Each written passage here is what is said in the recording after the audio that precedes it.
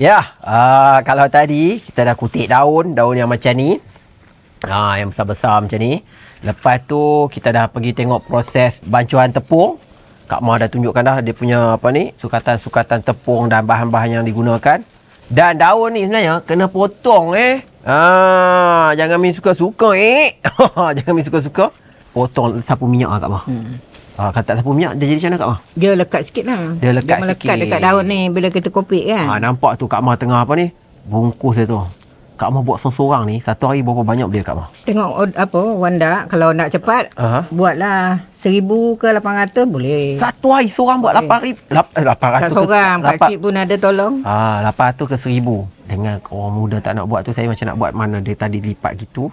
Lepas tu, lipat bawah dia dulu. Bawah ni nak lipat dulu ke tak? Lipat bawah ni macam ni. Macam ni. Lipat bawah dia macam tu. Kan kita lipat yang atas je lah. Macam ni buat macam sarung dia lah. Mm-mm. Saya cuba buat. Sekejap, Kak makan sini. Satu sudu Betul ni? Tu dah tak jadi dah. Jadi. Apa dia tak turun ni Kak Ma?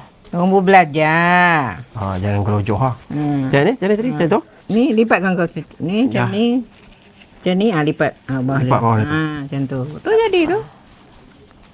Betul ni jadi ni? Betul jadi. Betul? Jadi. Tak reject Tak. Saya takut ni benda reject. Baik, lepas ni kita nak kukus lah ni. Okey, kita siapkan tu. Masuk ni kukus dulu ya. Okey, kita kukus dia. Jadilah. Ni selalu berapa minit ni? Kalau kukus dia? Kalau Cik Mah buat, penuh yang ni, tukar. Penuh yang tukar. Macam tu. Dia tak ikut minit-minit. Dia naik dia tu, boleh tukar lah. Dah penuh yang ni, tukarlah kat situ. Baik. Faham. Okey, kita nak tengok kukus sampai siap nanti jadi apa. Jadi tu tidak tu. Jadi. Kuang naik. Jangan buat dulu. Kuang naik. Jangan buat dulu. Buat sikit je. Biar dulu. Jangan lagi. Biar dulu. Dah. Biar. Tak apa. Dah ke? Tak lah. Dah lah tu. Dah ke? Cukup lah. Dah cukup.